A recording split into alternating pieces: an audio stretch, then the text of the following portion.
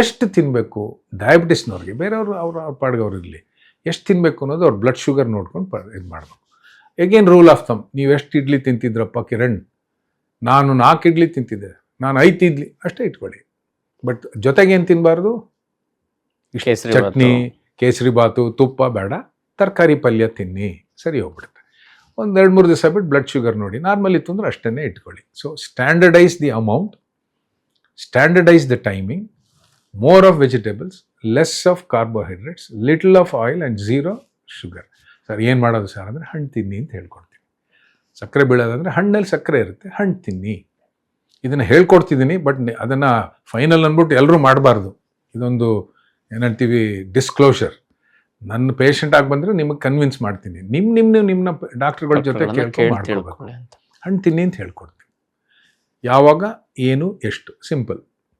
ಜೊತೆಗೆ 30-40 ನಿಮಿಷ ವಾಕಿಂಗ್, ಜೊತೆಗೆ whatever you do you like it.